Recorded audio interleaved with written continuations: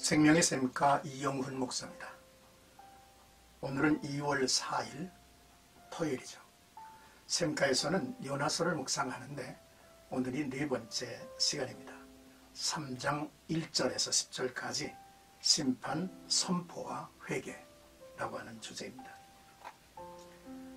큰 물고기 뱃속에서 나온 요나는 처음 받은 자신의 소명대로 아수르의 수도 니느웨로 가서 하나님의 말씀을 전했습니다. 니느웨 사람들은 요나가 전하는 하나님의 말씀을 듣고 회개하였죠. 하나님께서는 그들을 용서하시고 구원하셨다라고 하는 내용입니다. 먼저 1절에서 4절까지는 요나의 재소명과 심판 선포라고 하는 내용이죠. 요나는 처음 부르심을 받았을 때에 불순종했죠. 그러나 두 번째 부르심을 받았을 때에는 순종하여 니느웨 성으로 가서 하나님의 말씀을 전파했습니다. 하나님은 진영 논리와 선민의식에 사로잡혀 불순종하고 있는 요나를 포기하지 않으시고 다시 불러 사명을 주신 것이죠. 은혜 위의 은혜라고 말할 수가 있습니다. 일어나 저 큰 성읍 니느웨로 가서 내가 네게 명한 말을 그들에게 선포하라라고 하셨습니다.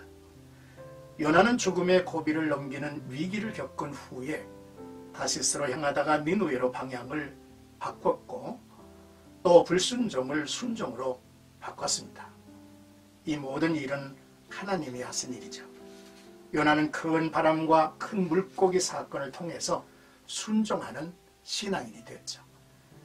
그러나 사흘길의 성읍에서 하루 동안 다니며 말씀을 선포했다는 것은 불충분한 순종이었다는 이미지를 주기도 합니다.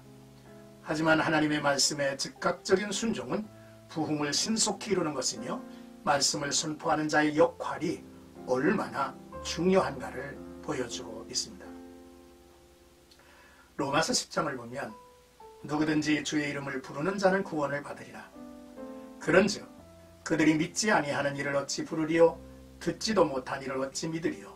전파하는 자가 없이 어찌 들으리요? 보내심을 받지 아니하였으면 어찌 전파하리요? 기록된 바 아름다운 좋은 소식을 전하는 자들의 발휘함과 같으니라 라고 했습니다. 요나는 온전한 주의 종이 아니죠. 그러나 하나님은 그를 쓰셨습니다. 하나님은 완전한 사람만 사용하는 것이 아니라 부족한 사람까지도 말씀을 선포하는 사역에 귀하게 쓰심을 보죠. 전하는 일이 중요하죠. 전하는 자가 있어야 듣습니다. 말씀을 들어야 믿음을 갖죠. 믿는 자가 아니면 하나님을 부르고 구하지 않을 것입니다. 구원은 주의 이름을 부르는 자의 목이라고 하는 사실을 우리는 주목합니다. 이제 5절에서 9절까지는 니느웨 사람들의 회개라고 하는 내용인데요. 니느웨 사람들은 요나로부터 40일 후에 멸망할 것이라는 심판의 경고를 들었을 때에 하나님을 믿고 금식을 선포하며 굵은 베옷을 입었습니다. 이 일이 니느웨 왕에게 전해지자 왕이 보좌에서 일어나 백성들을 따라 행하며 온 나라 백성이 회개하도록 직접 주도하고 나섰죠.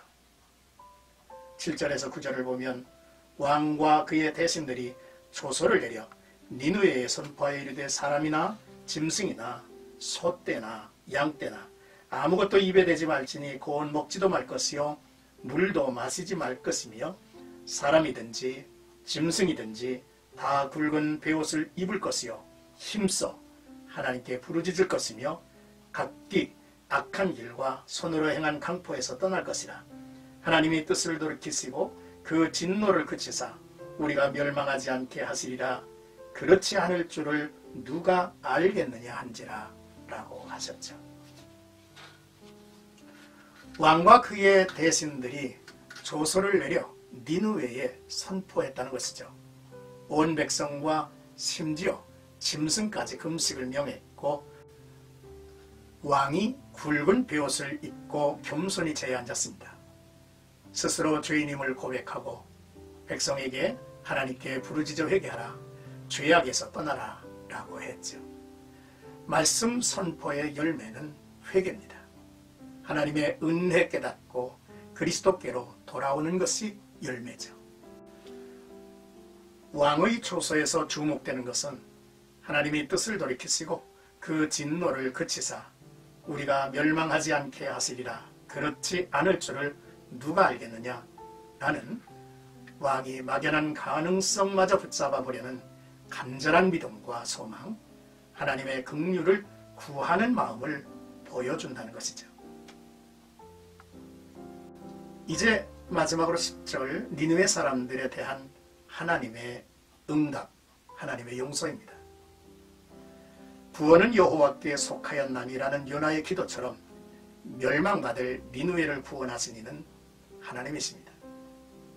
하나님께서는 니느웨 사람들이 자기들의 잘못을 뉘우치며 악한 길에서 돌아서는 것을 보시고 심판하시기로 작정하였던 것을 돌이켜 그들을 구원하셨습니다.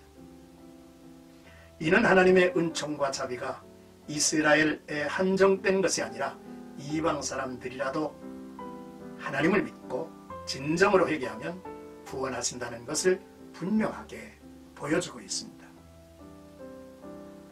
하나님은 죄에 대한 심판보다 회개하고 용서하는 것을 더 원하시는 분이시죠. 구원은 하나님에게 있습니다. 오늘 본문의 말씀을 이제 묵상하면서 정리를 해봅니다. 첫째, 요나는 두 번째 부르심을 받았을 때 순종했죠. 하나님께서 여전히 사명 감당할 기회를 주고 계신다면 은혜입니다. 오늘의 때가 마지막 기회라고 여기며 순종할 수 있어야겠습니다. 둘째, 우리는 마음이 가는 곳과 마다하는 곳이 있죠. 나는 원하지 않는데 하나님께서 당신을 필요로 한 일이나 장소로 부르셨을 때 선한 결단을 내릴 수 있어야 한다는 것입니다. 셋째로 말씀 선포는 우리가 하는 일이지만 그 능력은 선포자에게 있지 않고 선포된 말씀에 있음을 우리가 확신해야 한다는 것이죠. 넷째, 니느웨 왕은 약속의 말씀을 듣지 못했습니다. 40일 후면 망하리라는 말씀만 들었죠. 왕은 막연하지만 한 가닥의 소망을 갖지 않았습니까? 긍휼입니다. 어쩌면 주인의 상에서 떨어지는 부스러기를 생각했을는지 모릅니다. 이미 확실한 약속을 받고 사는 우리의 모습이 부끄럽기도 하죠. 하나님의 약속하신 말씀 위에 굳게 서서 하나님과의 관계를 온전히 유지해 가야 하는 그러한 의무가, 책임이 우리에게 있다는 것이죠. 오늘도 나와 여러분들의 삶 속에 하나님의 긍휼을 바라고 긍휼 안에서 살고 있다는 사실을 기억하면서 하나님의 말씀을 주변에 힘있게 증거하는 하루가 되기를 주님의 이름으로 축복합니다.